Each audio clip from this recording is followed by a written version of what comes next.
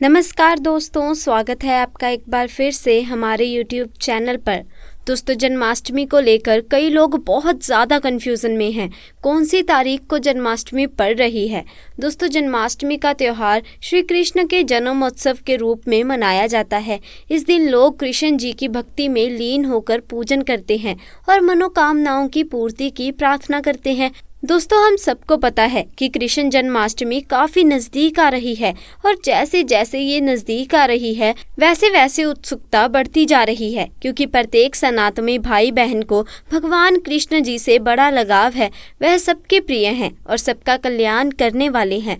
तो चलिए बात करते हैं इस खास दिन यानी कृष्ण जन्माष्टमी की। दोस्तों, कई हजार सालों पश्चात 7 सितंबर 2023 को बहुत ही दुर्लभ और अद्भुत संयोग बनते जा रहे हैं, क्योंकि इस दिन अष्टमी का पावन पर्व पड़ रहा है। दोस्तों, इस दिन राजयोग, अमृत सिद्धि योग, साथ ही धन लक्ष्मी योग जैसे कई सारे योग बन रहे हैं और इस समय भगवान कृष्ण सबसे अधिक प्रसन्न होते हैं।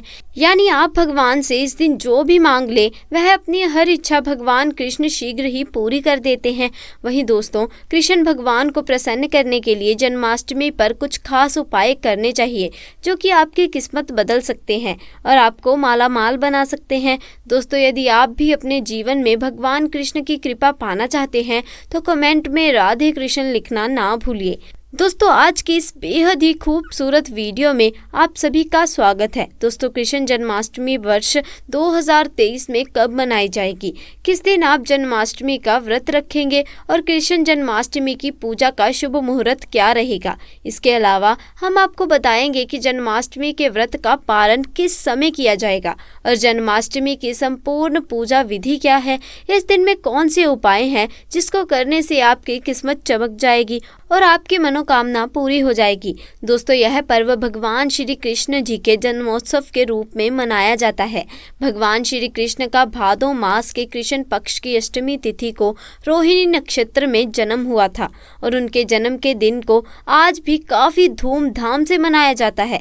दोस्तों, ईश्वर कहते हैं कि जो भी व्यक्ति अच्छे तरीके से पूजा पाठ करता है उसे मैं स्वीकार करता हूँ, उसकी हर मनोकामना को मैं पूरा करता हूँ। दोस्तों, जन्माष्टमी के दिन भगवान कृष्ण की आरती रात 12 बजे की जाती है। दोस्तों, जन्माष्टमी का मथुरा और वृंदावन में बहुत ही धूमधाम से मनाया जाता है। खासकर मंदिरों और घरों में लोग बाल गोपाल के जन्म उत्सव का आयोजन भी करते हैं और बाल गोपाल के लिए पालकी भी सजाते हैं। ऐसी मान्यता है कि भगवान विष्णु जी ने धर्म की स्थापना के लिए श्री कृष्ण जी के रूप में जन्म लिया था और इस दिन पर श्री कृष्ण जी का स्मरण करना अत्यधिक फलदायी होता है। दोस्तों, शास्त्रों में जन्माष्टमी के वक्त को वक्त का राजा भी कहा जाता है। भविष्य में इसके संदर्भ में उल्लेख है कि जिस घर में यह व्रत किया जाता है वहां अकाल मृत्यु, गर्भपात, दुर्भाग्य तथा कलह से पीड़ित नहीं होता और जो भी इस व्रत को एक बार कर लेता है वह दुनिया के सभी सुखों को भोग कर विष्णु लोक में निवास करता है। दोस्तों, इस दिन लोग पूरा दिन भर उपवास रखते हैं। आपको बता दें कि जन्माष्टमी का व्रत अष्टमी तिथि से शुरू होता है और इस व्रत का पारण नवमी तिथि को ही करना चाहिए, तब इसका पूरा फल होता है। जो लोग इस व्रत को रखें उन्हें सुनले की रात में हल्का व सात्विक भोजन करना चाहिए, साथ ही ब्रह्मचर्य का पालन करना चाहिए। दोस्तों, जन्माष्टमी के व्रत के दिन कुछ लोग निर्जला रहते हैं तो वहीं कुछ लोग फलाहार करके भी इस व्रत को पूरा कर सकते हैं।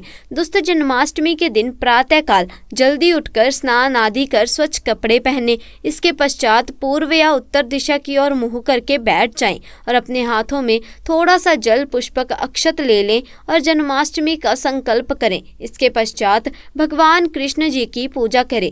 दोस्तों, आपको बता दें कि भगवान श्री कृष्ण जी की पूजा निश्चित काल यानी आधी रात में करने की परंपरा रही है और किसी किसी घरों में रात 12 बजे भगवान कृष्ण का जन्म भी किया जाता है। इसके पश्चात उन्हें सबसे पहले शुद्ध जल से नहलाना चाहिए, फिर उन्हें पंचामृत, दूध, दही, घी और शक्कर से स्नान करवाएं। तत्पश्चात गंगा जल से स्नान करवाएं। इसके पश्चात शुद्ध जल से स्नान कराने के पश्चात उन्हें साफ कपड़े पहनाकर उन्हें नए सुंदर चमकीले वस्त्र धारण करवाएं और उनका श्रृंगार करें। इसके पश्चात उन्हें झूले या सिंहासन पर बैठा दें। इस दौरान आप कृष्ण नाम का जाप करते रहें या राधे राधे बोलते रहें या श्री कृष्ण जी के किसी भी मंत्र का आप जाप कर सकते हैं। दोस्तों, अब आप लड्डू गोपाल की विधि विधान से पूजा करें, उन्हें चंदन का तिलक लगाएं, फूल माला अर्पित करें और उन्हें भोग लगाएं। भोग में आप माखन, मिश्री, पंचामृत, नारियल से बनी हुई मिठाई या धनिये की पंजीरी का भोग लगाएं। ध्यान रहे उसमें तुलसी का पत्ता जरूर डालें। इसके पश्चात धूप दीप जलाकर भगवान श्री कृष्ण की आरती जरूर करें और लड्डू गोपाल को इस दिन झूला जरूर झुलाएं। दोस्तों, अष्टमी की रात को लोग रात्रि जागरण करके भजन कीर्तन शो आदि भी करते हैं। इससे आपको शुभ फल की प्राप्ति होती है। आपको बता दें, कुछ लोग रात्रि की पूजा के पश्चात ही अपने व्रत का पालन करते हैं और कुछ लोग अगले दिन सूर्यास्त के पश्चात। ध्यान रहे कि आप प्रसाद खाकर ही अपने व्रत का पालन करते हैं। तो दोस्तों, चलिए अब जानते हैं कि वर्ष 2023 में ये पर्व को कब मनाया जाएगा। तो आपको बता दें कि कृष्ण पक्ष की अष्टमी तिथि इस बार 6 सितंबर को पड़ रही है।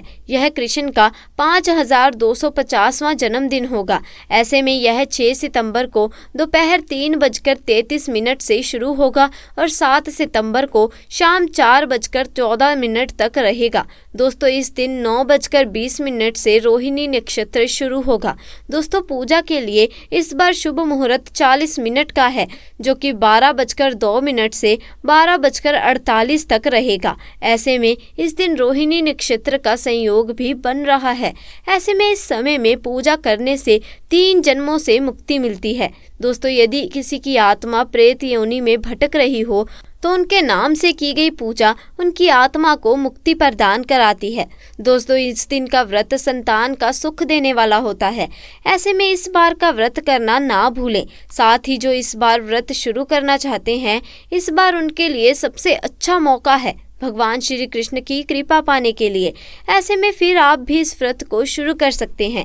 तो चलिए दोस्तों, अब जानते हैं कि जन्माष्टमी के व्रत कथा जिसको पढ़ने या सुनने मात्र से ही सभी लोगों के सारे पाप धुल जाते हैं और सभी मनोकामनाएं भी पूर्ण हो जाती हैं।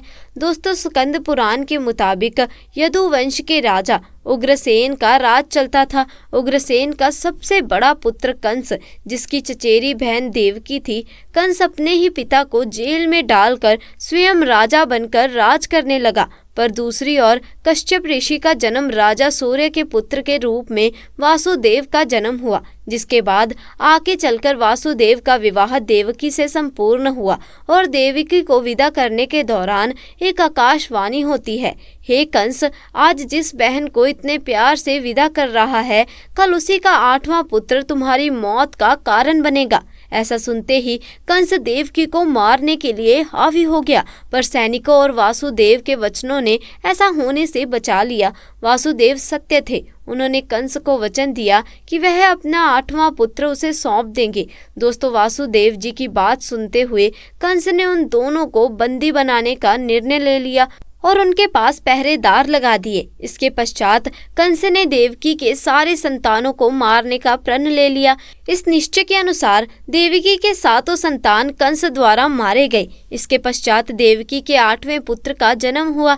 भाद्रपद मास के कृष्ण पक्ष की अष्टमी तिथि को रोहिणी नक्षत्र के दौरान मध्य रात्रि में भगवान श्री कृष्ण का जन्म हुआ था।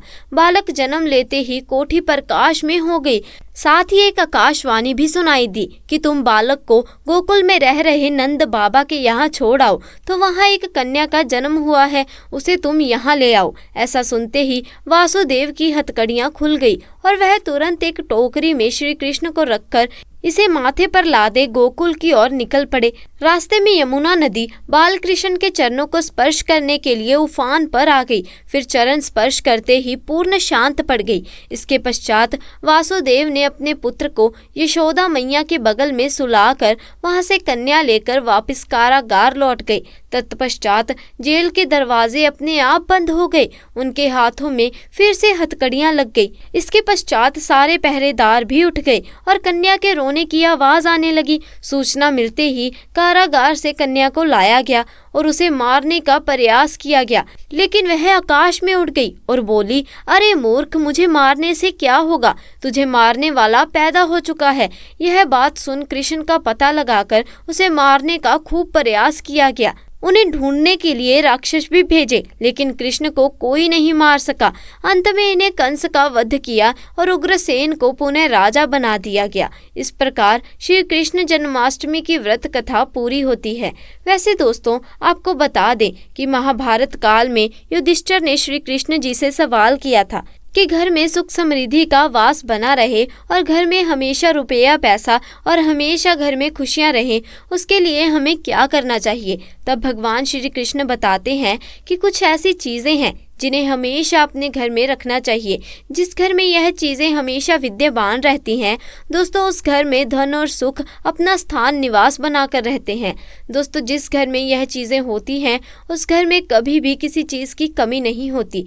तो आइए जानते हैं कि हमें कौन सी चीज़ों को जन्माष्टमी के दिन घर ले आना चाहिए और ये चीज़ें क्या हैं। नंबर 1, सबसे पहली चीज़ 2 बांसुरी। आपके घर में जहाँ किसी भी वास्तु दोष है जिसकी वजह से आपको बाधाएं आने का सामना करना पड़ रहा है, जिस घर में वास्तु दोष उत्पन्न हो जाता है, उस घर में हमेशा जो भी घर का मुखिया होता है, जो घर में कमाई करने वाला होता है, उस व्यक्ति की राह में बाधाएं उत्पन्न होनी शुरू हो जाती हैं।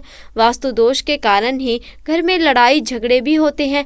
जिस घर में वास्तु दोष हो वहाँ बांसुरी का उपयोग कर देना चाहिए। बांसुरी लाकर रखनी चाहिए, घर में वास्तु दोष दूर हो जाता है।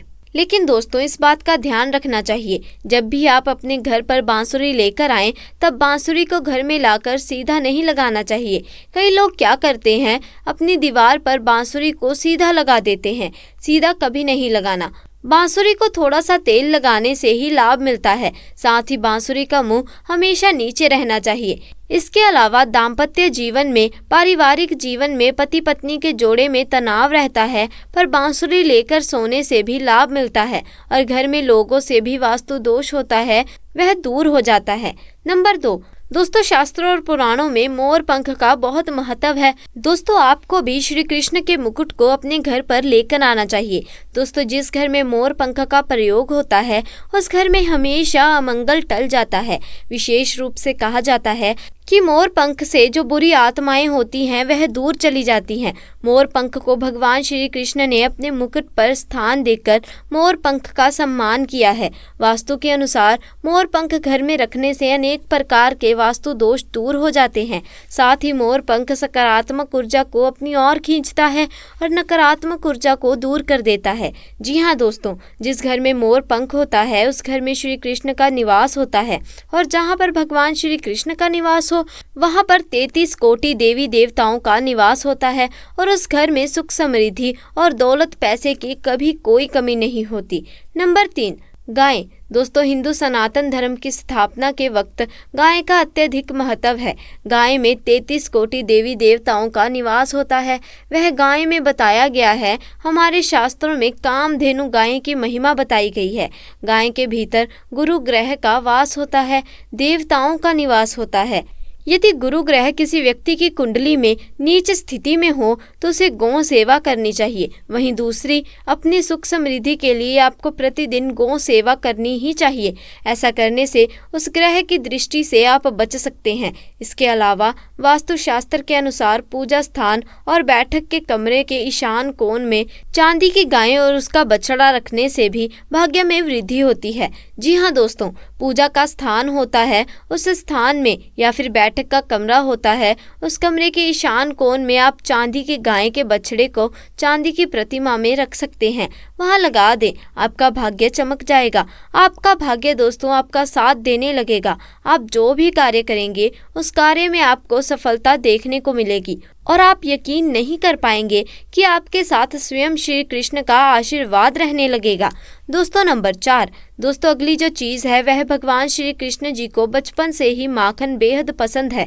कहा जाता है कि मैया यशोदा हर रोज खुद अपने हाथों से माखन मिश्री बनाकर श्री कृष्ण जी को खिला दिया करती थी। लेकिन श्री कृष्ण जी को माखन इतना पसंद था कि वे पूरे गांव में माखन चुरा कर खाते थे। कहा जाता है कि श्री कृष्ण जी को मौका देना प्रिय था। उन्होंने अपने जन्म से पहले ही गोकुल की कन्याओं को सपने में आकर कह दिया था कि मेरे लिए माखन तैयार करके रख लो। इसीलिए तो आप अपने घर पर जन्माष्टमी से पहले ही माखन लाकर रख देते हैं और जन्माष्टमी के दिन पूरे विधि विधान से श्री कृष्ण जी और बाल गोपाल को, मदन गोपाल को दोस्तों मक्खन और मिश्री का भोग अवश्य ही लगाते हैं, जिससे श्री कृष्ण बेहद ही प्रसन्न होते हैं और उस घर में हमेशा के लिए निवास कर लेते हैं। तो दोस्तों आज के लिए बस इतना ही। उम्मीद है आपको आज की जन्माष्टमी की जानकारी बेहद पसंद आई होगी। अगर आपको जानकारी पसंद आई तो वीडियो को लाइक कीजिए, अपने दोस्तों और रिश्तेदारों के साथ इसे ज़्यादा से ज़्यादा शेयर कीजिए और अगर आप हमारे चैनल पर नए हैं तो चैनल को जल्दी से जाकर सब्सक्राइब भी कर दीजिए। मिलते हैं ऐसी ही नई जानकारी के साथ, तब तक के लिए आपका बहुत बहुत धन्यवाद।